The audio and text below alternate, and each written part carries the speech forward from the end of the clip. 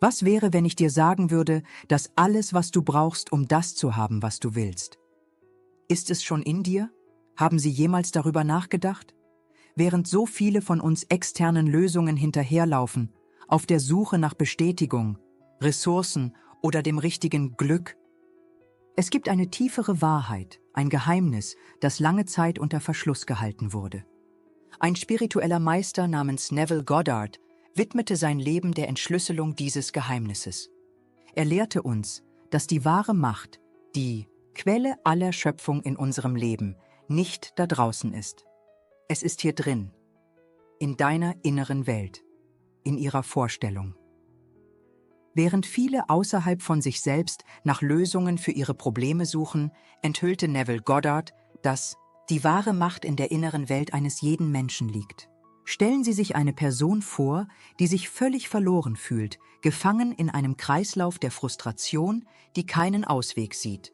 Sie hörte von diesen Lehren und beschloss, trotz Skepsis, es zu versuchen. Anstatt gegen die äußere Realität zu kämpfen, begann sie in sich selbst die Wirklichkeit zu fühlen, die sie sich wünschte. Sie stellte sich vor, dass sie erfüllt und glücklich war und das Leben lebte, von dem sie träumte. Und nach, fast wie von Zauberhand, begannen sich die äußeren Umstände mit diesem inneren Gefühl in Einklang zu bringen. Chancen ergaben sich, Türen öffneten sich. Ihr Leben veränderte sich, nicht weil sich die Welt für sie veränderte, sondern weil sie sich zuerst innerlich veränderte. Das ist der Kern dessen, was wir heute untersuchen werden. Bringen Sie das jetzt in Ihr Leben. Denke einen Moment lang aufrichtig darüber nach. Was wäre das Erste, was du heute anders machen würdest, wenn du deinen größten Wunsch bereits erfüllt hättest? Wie würdest du dich fühlen, wenn du aufwachst? Wie würden Sie mit Menschen sprechen? Wie würdest du durch die Welt gehen? Atmen Sie tief durch und versuchen Sie, dieses Gefühl einzufangen. Das ist der Schlüssel, den wir heute untersuchen werden. Neville Goddard war nicht nur ein Denker, er war ein Meister des Gewissens. Er lebte im 20. Jahrhundert, aber seine Lehren über die Macht der Vorstellungskraft und des Gefühls sind heute aktueller denn je. Er sprach nicht über oberflächliches positives Denken. Er sprach davon, das Gefühl des bereits erfüllten Wunsches tief anzunehmen, vom ersehnten Ende aus zu leben. Und warum ist das so mächtig? Denn wie er unermüdlich demonstrierte, ist unsere Vorstellungskraft keine Flucht vor der Realität. Sie ist selbst die Schöpferin der Wirklichkeit. Was du dir vorstellst und als wahr empfindest, wird zu deiner Wahrheit. Und genau das erfährst du heute hier. Am Ende dieses Videos wirst du nicht nur die Theorie hinter dieser unglaublichen Kraft verstehen, sondern auch genau wissen, wie du Neville Goddards mächtigstes Geheimnis anwenden kannst, um deine Realität zu gestalten, egal welchen Bereich deines Lebens du transformieren möchtest. Mach dich bereit, eine Fähigkeit freizuschalten, die schon immer in dir war und darauf wartete, eingesetzt zu werden. Bevor wir also in die praktischen Techniken eintauchen, möchte ich Sie einladen, den ersten Schritt zu tun. Gehen Sie jetzt in die Kommentare und teilen Sie mit. Was ist der größte Wunsch, den Sie in Ihrem Leben manifestieren möchten? Hab keine Angst, zensiere dich nicht selbst. Geben Sie einfach Ihre Absicht an. Schreiben, ausdrücken. Dies ist bereits ein kraftvoller Akt, um deine kreative Energie zu lenken. Es ist der erste Schritt, um dieses Verlangen aus der Welt der Fantasie in die Welt der Form zu bringen. Tun Sie es jetzt und lassen Sie uns dann gemeinsam herausfinden, wie wir diesen Wunsch erfüllen können. Haben Sie sich jemals gefragt, warum ist es so, dass Sie, obwohl Sie das Gesetz der Anziehung kennen, sogar versuchen zu visualisieren, sogar zu bejahen? Warum kämpfen so viele Menschen immer noch damit, das zu manifestieren, was sie wirklich wollen? Warum scheint es für manche wie Magie zu wirken und für andere ist es ein frustrierender und nie endender Kampf? Die Antwort, wie uns Neville Goddard gelehrt hat, liegt nicht in den Techniken selbst, sondern darin, worauf wir unsere Aufmerksamkeit und unsere Energie richten. Das grundlegende Problem liegt nicht in der Außenwelt. Es sind nicht die Umstände, die Wirtschaft, das Pech oder andere Menschen. Das wirkliche Hindernis liegt in der Art und Weise, wie wir uns innerlich zu unseren Wünschen und der Realität, die wir um uns herum wahrnehmen, verhalten. Stell dir deine Realität als einen riesigen Spiegel vor. Sie erschafft nichts von selbst. Es spiegelt einfach wider, was in dir vorgeht. Wenn du in den Spiegel schaust und dir nicht gefällt, was du siehst, macht es keinen Sinn zu versuchen, das Bild im Spiegel zu verändern. Du musst dich selbst ändern. Auf die gleiche Weise ist die äußere Welt ein getreues Spiegelbild eures vorherrschenden Bewusstseinszustands, eurer Überzeugungen und vor allem eurer gewohnheitsmäßigen Gefühle. Die meisten Menschen leben in einem ständigen inneren Kampf. Auf der einen Seite ist da die brennende Sehnsucht nach etwas mehr. Mehr Gesundheit, mehr Liebe, mehr Fülle, mehr Frieden. Auf der anderen Seite gibt es die Realität, die das physische Auge zeigt. Eine Realität, die diesem Verlangen oft direkt widerspricht. Und was machen wir? Wir kämpfen gegen diese Realität. Wir beschweren uns darüber. Wir vermissen, was wir wollen. Und indem wir das tun, ohne es zu merken, verstärken wir genau den Zustand, den wir nicht wollen. Wir schauen in den Spiegel und konzentrieren uns auf das unerwünschte Bild, in der Hoffnung, dass es sich von selbst verändert. Seit wir klein sind wir darauf konditioniert worden, uns nur auf unsere 5 Sinne zu verlassen. Wir haben gelernt, dass Sehen Glauben ist. Uns wurde beigebracht, auf das zu reagieren, was draußen geschieht, uns den Umständen anzupassen, die Wirklichkeit so zu akzeptieren, wie sie ist. Vorstellungskraft? Das ist ein Kinderding, eine Fantasie, eine Flucht.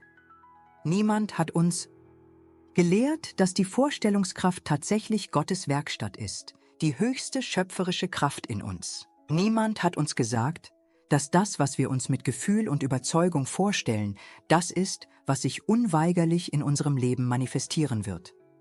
Das ist der Grund, warum wir in Zyklen der Nichterfüllung stecken bleiben.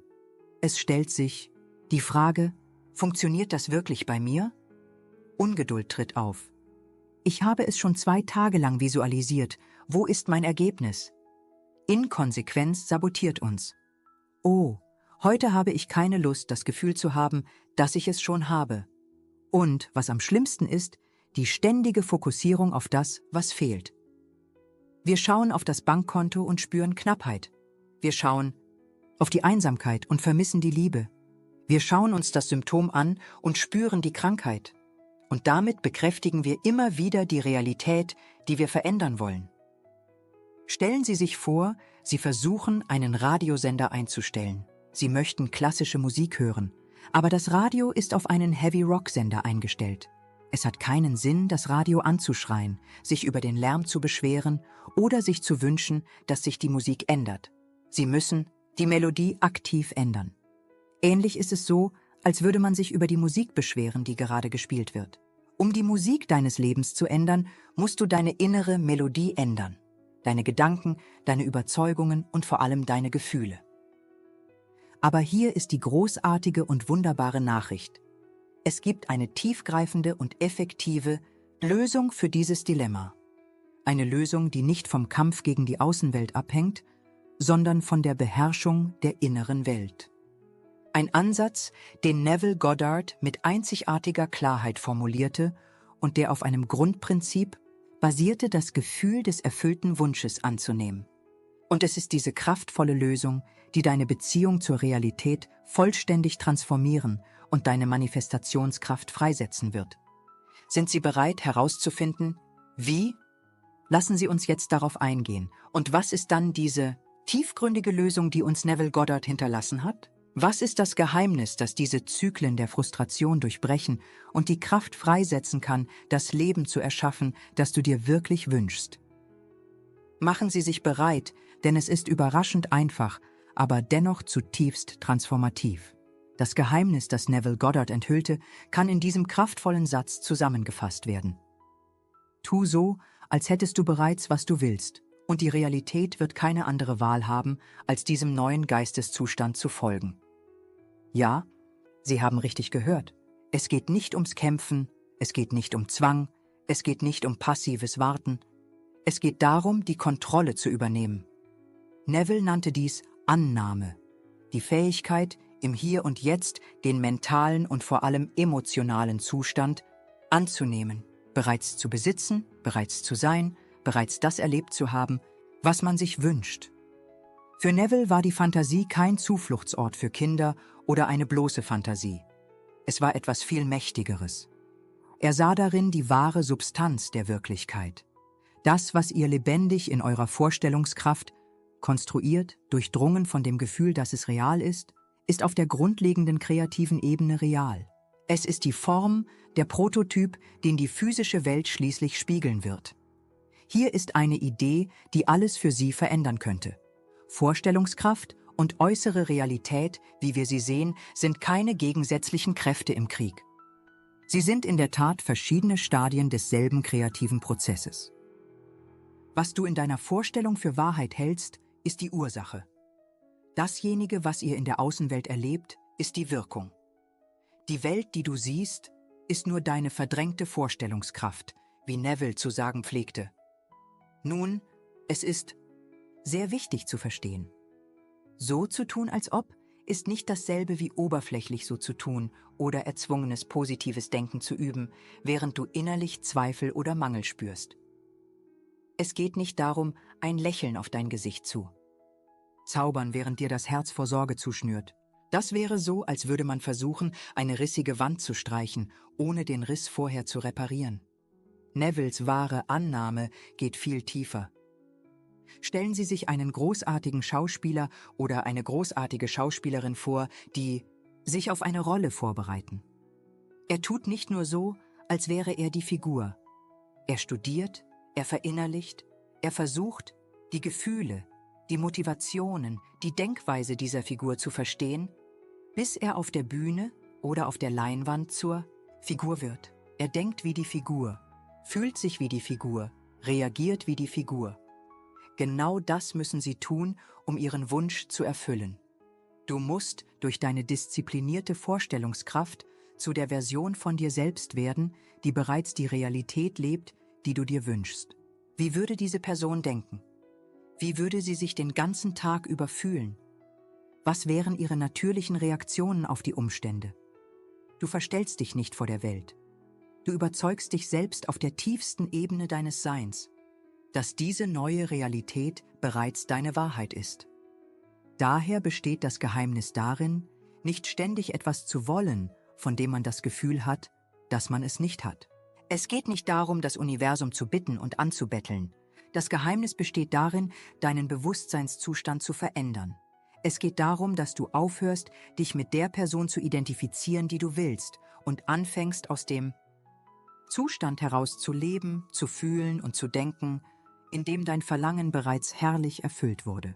Denn, wie Neville lehrte, ist es dieser innere Zustand, diese lebhaft empfundene Annahme, die als mächtiger Magnet wirkt, die schöpferische Kraft, die unweigerlich deine äußere Realität formt und bestimmt.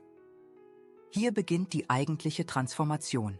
Wunderbar. Jetzt, da wir das Was verstehen, so zu tun, als ob das Gefühl des erfüllten Wunsches anzunehmen, lassen Sie uns eintauchen, wie und warum es so tief funktioniert. Wie genau ordnet diese innere Veränderung unsere äußere Welt neu? Lassen Sie uns dies in Schichten untersuchen. Lassen Sie uns zunächst die Basis berühren, die sogar die moderne Wissenschaft zu bestätigen beginnt. Obwohl Neville aus einem tiefen spirituellen und metaphysischen Verständnis heraus sprach, findet das, was er lehrte, ein faszinierendes Echo in den Neurowissenschaften und sogar in der Quantenphysik. Die Neurowissenschaft zeigt uns etwas Erstaunliches, das Neuroplastizität genannt wird. Unser Gehirn ist nicht fixiert. Es organisiert sich ständig neu, basierend auf unseren wiederholten Gedanken, Gefühlen und Aufmerksamkeitsschwerpunkten. Wenn du beharrlich spürst, dass die Realität deines Wunsches erfüllt wird, verdrahtest du buchstäblich dein Gehirn neu, um von dieser neuen Realität auszuarbeiten. Euer Gehirn unterscheidet auf einer gewissen Ebene nicht klar zwischen einer lebhaft imaginierten und gefühlten Erfahrung und einer externen, realen Erfahrung.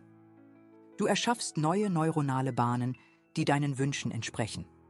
Und im Quantenfeld? Es ist die Rede vom Beobachtereffekt, bei dem das Bewusstsein die Natur der Realität zu beeinflussen scheint.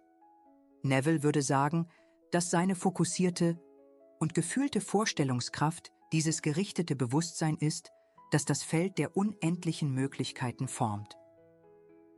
Aber hier ist der Kern von Nevilles Lehre, die zweite Schicht, die entscheidende Rolle der Gefühle. Für Neville war es nicht genug, sich sein Verlangen nur mental vorzustellen. Das wäre so, als hätte man bei einem Auto keinen Treibstoff mehr. Der Treibstoff, die Kraft, die deine Vorstellungskraft zum Leben erweckt und kreativ macht, ist das Gefühl. Es war wichtig, die Realität dieses Wunsches so zu fühlen, als wäre es bereits die eigene. Die Freude, die Erleichterung, die Dankbarkeit, die Geborgenheit, die Liebe zu spüren. Was auch immer die natürliche Emotion ist, die die Erfüllung ihres Wunsches begleiten würde. Warum? Denn Gefühl ist die Sprache, die dein Unterbewusstsein versteht. Es ist das Gefühl, das den neuen Glauben, den neuen Zustand in die Tiefen deines Wesens einprägt. Wenn du an das Verlangen denkst, hältst du dich in Schach. Das Gefühl des erfüllten Wunsches bringt dich in deine gegenwärtige Realität. Es ist notwendig, seine imaginäre Szene mit der lebendigen Empfindung der Wirklichkeit zu durchdringen. Das bringt uns zur dritten Schicht, dem Seinszustand deiner Identität. Neville sprach nicht nur davon, Dinge zu manifestieren. Er sprach darüber, wie man seinen Bewusstseinszustand verändert, sein Gefühl von Ich bin. Du ziehst nicht an, was du willst, du ziehst an, was du bist. Deine grundlegende Identität bestimmt deine Erfahrungen. Wenn du dich zutiefst als jemand identifizierst, der kämpft, der bedürftig ist, der Pech hat, wird diese Identität wie ein Filter wirken, der deine gesamte Realität färbt und Umstände anzieht, die sie bestätigen. Die wahre Magie des Handelns als Ob besteht darin, dass es dich einlädt, deine innere Identität zu verändern. Wenn du Wohlstand willst, musst du anfangen, in deiner Vorstellung und deinem Gefühl der Wohlhabende zu sein. Wie denkt sie über Geld? Wie denkt sie über das Ausgeben und Empfangen? Wenn du dich nach Liebe sehnst, fange an, die geliebte und liebende Person zu sein. Wie fühlt sie sich selbst? Wie interagiert sie mit anderen?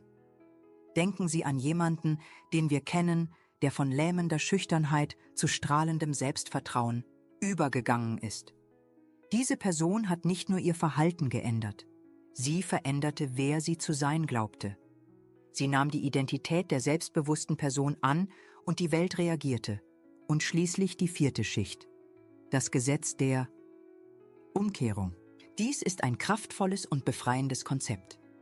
Neville lehrte, dass man, um die Auswirkungen, die die äußeren Umstände, die sichtbare Realität sind, zu verändern, zuerst die Ursache ändern muss, die der innere Bewusstseinszustand, die Vorstellungskraft und die vorherrschenden Gefühle ist. Es ist zwecklos, gegen die Auswirkungen anzukämpfen.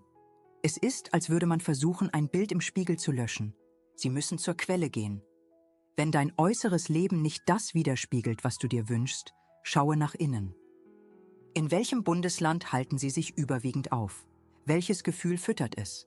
Welchen Ausweis tragen Sie? Das Gesetz der Umkehr sagt, nimm den Zustand deines Wunsches an, der in dir erfüllt ist, verharre in diesem Zustand, und die äußeren Umstände müssen sich neu anpassen, um diese neue Ursache widerzuspiegeln. Es ist wie ein Bildhauer, der einen rohen Marmorblock betrachtet. Er sieht nicht nur Steine, er sieht bereits die letzte Statue in ihrem Inneren. Er zweifelt nicht daran, dass die Statue da ist. Seine Aufgabe ist es lediglich, den überschüssigen Marmor zu entfernen, um zu enthüllen, was er bereits weiß, dass es existiert. Auf die gleiche Weise existiert dein Verlangen bereits als Möglichkeit im Quantenfeld, in deiner Vorstellungskraft. Seine Aufgabe ist es, das Exzess, die Zweifel, die Ängste, die Identifikation mit dem Mangel zu entfernen, indem er auf dem Gefühl seines vollendeten Meisterwerks beharrt. Nun, ich weiß, was du vielleicht denkst. Aber wie kann ich so handeln, als ob ich mich fühlen kann, wenn alles um mich herum anders schreit? Mein Bankkonto ist leer, ich bin allein, ich bin krank. Das ist die große Prüfung des Glaubens und der Disziplin, zu der Neville uns aufruft. Er forderte uns nicht auf, die Wirklichkeit unserer Sinne zu leugnen, aber nicht, ihnen die letzte Macht zu verleihen. Ihre Sinne beziehen sich auf die Vergangenheit, Sie zeigen die Ergebnisse ihrer früheren Annahmen. Deine fokussierte und gefühlte Vorstellungskraft erschafft die Zukunft. Es ist eine bewusste Entscheidung. Wirst du weiterhin auf die Vergangenheit reagieren oder wirst du anfangen, die Zukunft aktiv zu gestalten, indem du jetzt lebst in deiner inneren Welt der Realität, die du wählst? Hier liegt die wahre Macht. Wir verstehen die Theorie, wir spüren die Kraft dahinter. Aber jetzt kommt der entscheidende Teil. Wie bringen wir sie in unser tägliches Leben? Wie setzen wir dieses Wissen in greifbare Ergebnisse um? Lassen Sie uns eine einfache und unkomplizierte Schritt-für-Schritt-Methode aufschlüsseln, mit der Sie noch heute mit der Anwendung des Prinzips des Handelns als ob beginnen können. Schritt 1. Absolute Klarheit. Zuerst müsst ihr genau wissen, was ihr manifestieren wollt. Es reicht nicht zu sagen, ich will mehr Geld oder ich will glücklich sein. Seien Sie konkret. Wie viel Geld? Was für eine Beziehung? Welcher Gesundheitszustand? Definiere dein Verlangen so genau, dass du es dir vorstellen und, was noch wichtiger ist, es als real empfinden kannst. Stell dir vor, wenn dein Wunsch eine Bestellung in einem kosmischen Restaurant wäre, wie würdest du ihn beschreiben, damit es keine Zweifel gibt? Ich möchte eine liebevolle, engagierte, harmonische Beziehung mit einem idealen Partner haben. Ist mächtiger als ich will einen Freund. Ich möchte durch meine lohnende Arbeit ein monatliches Einkommen von Betrag X generieren, ist klarer als ich möchte reich werden. Klarheit ist der Ausgangspunkt. Schritt 2. Erstellen Sie eine Szene, die eine Regie impliziert. Hier ist ein entscheidendes Detail von Neville. Er empfahl nicht, sich den Moment vorzustellen, in dem man den Wunsch erhält, sonst B, wenn man im Lotto gewinnt oder den Antrag erhält. Warum? Denn das kann Angst erzeugen oder sich auf den Prozess konzentrieren. Erschaffe stattdessen eine kurze, einfache mentale Szene, die stattfinden würde, nachdem dein Verlangen bereits vollendete Tatsachen in deinem Leben war. Eine Szene, die impliziert, dass das Verlangen bereits real ist. Zum Beispiel, wenn Sie einen neuen Job wollen. Stellen Sie sich vor, ein Freund gratuliert Ihnen zu Ihrem Erfolg in Ihrer neuen Position. Spüren Sie den Händedruck, lauschen Sie seinen Worten. Herzlichen Glückwunsch, ich war so froh, dass Sie diesen Job bekommen haben. Wenn du eine Beziehung willst, stell dir vor, du sprichst mit jemandem über deinen wunderbaren Partner, zeigst vielleicht einen Ring an deinem Finger und spürst die natürliche Freude daran. Wenn Sie Gesundheit wollen, stellen Sie sich vor, Sie machen eine Aktivität, die Sie vorher nicht konnten, mit Elan und Freude, oder ein Arzt sagt Ihnen, Ihre Prüfungen sind perfekt. Die Szene sollte kurz sein und sich auf das Erfolgserlebnis konzentrieren. Schritt 3. Vollständiges Eintauchen in die Sinne. Nehmen Sie jetzt diese kurze Szene und erwecken Sie sie zum Leben. Schauen Sie es sich nicht wie einen Film an, geben. Sieh es ein. Nutze all deine imaginären Sinne. Vision. Was siehst du in dieser Szene um dich herum? Die Farben, die Menschen, die Objekte? Hören. Was hörst du? Die Stimme deines Freundes? Der Klang der Umgebung? Ihre eigene Stimme? Tato. Wie fühlst du dich körperlich? Der Händedruck? Der Stoff des Kleidungsstücks? Die Hitze der Sonne auf der Haut? Geruch, Geschmack, falls zutreffend. Gibt es Gerüche oder Geschmacksrichtungen, die mit der Szene in Verbindung gebracht werden? Das Parfüm von jemandem? Wie schmeckt ein festliches Getränk? Je lebendiger und sensorischer Ihre Szene ist, desto realer wird sie Ihrem Unterbewusstsein erscheinen. Schritt 4. Kultiviere den emotionalen Zustand, den Generalschlüssel. Dies ist der wichtigste Schritt. Während du in deine Sinnesszene eintauchst, frage dich, wie würde ich mich fühlen, wenn das jetzt wahr wäre? Und dann generiere dieses Gefühl in dir. Es kann tiefe Dankbarkeit sein, immense Erleichterung, ruhige und gelassene Freude, ein Gefühl von Natürlichkeit, von natürlich, so ist es jetzt. Finde das Gefühl, das mit der Erfüllung deines Wunsches in Resonanz geht, und spüre es so intensiv wie möglich. Dieses Gefühl ist der Magnet. Es ist das, was eure Schwingung auf die gewünschte Realität abstimmt. Erzwinge es nicht. Lass einfach das Gefühl, das deiner imaginären Szene entspricht, in dir aufblühen. Schritt 5. Bewusste und beharrliche Wiederholung. Übung führt zur Meisterschaft. Neville empfahl dringend, diese imaginäre, gefühlsgeladene Szene in einem entspannten Zustand zu üben, insbesondere vor dem Schlafengehen. Warum? Denn in diesem Schlafzustand, der als schlafähnlicher Zustand oder Satz, Zustand ähnlich dem Schlaf, bezeichnet wird, schläft unser kritischer, bewusster Verstand mehr und unser Unterbewusstsein ist offener und empfänglicher für neue Eindrücke. Begib dich in diesen entspannten, fast schlafenden Zustand und wiederhole deine kurze Szene, in der du dich echt fühlst, bis du darin einschläfst. Mach das jeden Abend. Ein weiterer kraftvoller Moment ist direkt nach dem Aufwachen, bevor der rationale Verstand vollgreift. Beginnen und beenden Sie Ihren Tag, indem Sie in Vorstellung und Gefühl von Ihrem erfüllten Wunsch leben. Und was ist mit den Hindernissen? Der Zweifel wird aufkommen. Dein Verstand wird dich an die gegenteiligen Beweise erinnern. Die Ungeduld wird zuschlagen. Was ist zu tun? Beharren. Neville war emphatisch. Ignoriere die Beweise deiner Sinne. Sie sind nur Schatten vergangener Gedanken und Gefühle. Haltet euren Fokus auf die Realität, die ihr in euch erschafft. Wenn der Geist abschweift, bringe ihn sanft zurück zu deiner Szene und deinem Gefühl.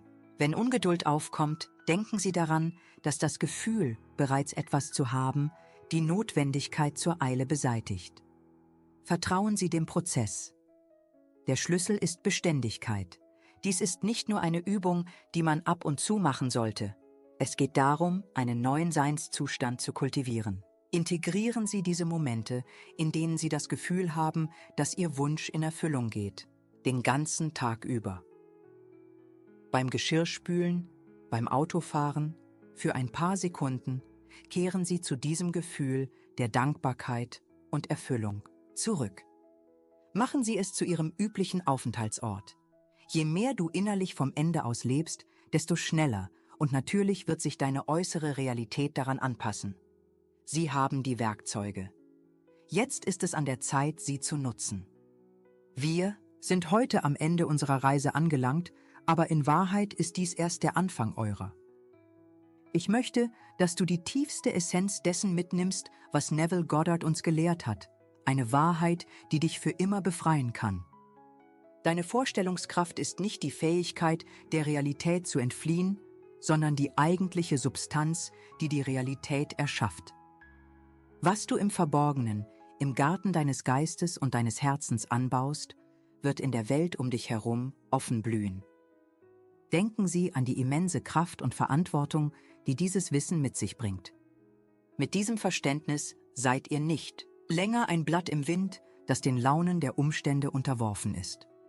Du bist nicht länger Opfer eines zufälligen Schicksals oder äußerer Kräfte. Du bist der bewusste Autor deiner Erfahrung. Du hältst den Stift. Sie definieren den Plot. Du wählst das Ende und lebst es zuerst von innen heraus. Und seht, diese Praxis des Handelns als ob, des Annehmens des Gefühls, des erfüllten Wunsches, geht weit über die einfache Manifestation der Dinge hinaus. Ja, Sie können dies nutzen, um Fülle, Gesundheit und Beziehungen anzuziehen. Aber auf einer tieferen Ebene ist dies ein Weg der radikalen Selbstfindung. Es ist eine Einladung, deine wahre göttliche Natur zu erkennen, die schöpferische Kraft, die in dir wohnt. Es ist ein Weg, sich mit der Quelle, mit dem universellen Ich Bin zu verbinden und diese Verbindung auf einzigartige und wunderbare Weise in deinem Leben auszudrücken. Und die Wirkung hört nicht bei ihnen auf. Wenn du deinen eigenen Bewusstseinszustand erhöhst, wenn du beginnst, von einem Ort der Dankbarkeit, Freude und Erfüllung auszuleben, trägst du unweigerlich zur Transformation der Welt um dich herum bei. Dein inneres Licht ist nicht enthalten. Es strahlt. Deine innere Ruhe erzeugt Wellen der Ruhe. Deine innere Fülle inspiriert und öffnet Wege für andere. Indem du deine innere Welt veränderst, wirst du still und leise zu einem Akteur positiver Veränderungen im Kollektiv. Deshalb lautet meine letzte Einladung an euch heute: Entscheidet euch von diesem Moment an bewusst dafür, aus dem Zustand des erfüllten Verlangens herauszuleben. Sieh es nicht nur als eine Technik, die du von Zeit zu Zeit anwenden kannst, sondern als deine neue Art zu sein, als deine neue gewohnheitsmäßige Aufenthaltsstätte. Wähle den Zustand, der deinem höchsten Ideal entspricht, und verweile darin. Fühle es. Atmen Sie es ein. Lebe davon, unabhängig davon, was deine physischen Augen dir vorübergehend zeigen mögen. Diese Entdeckungsreise mit Nevilles Lehren ist tiefgreifend und transformativ. Und es gibt noch viel mehr zu entdecken. Wenn dieser Inhalt bei Ihnen Anklang gefunden hat, wenn Sie einen Funken Anerkennung oder Inspiration verspürt haben, stellen Sie sicher, dass Sie den Kanal abonniert haben und aktivieren Sie die Benachrichtigungsglocke. Verpassen Sie also nicht die nächsten Videos, in denen wir weiter in diese kraftvollen Ideen eintauchen, die Ihr Leben wirklich verändern können. Bis zum nächsten Video tragen Sie diese Wahrheit mit sich, üben Sie sie mit Glauben und Disziplin. Und vor allem, denk daran, deine Vorstellungskraft erschafft deine Realität.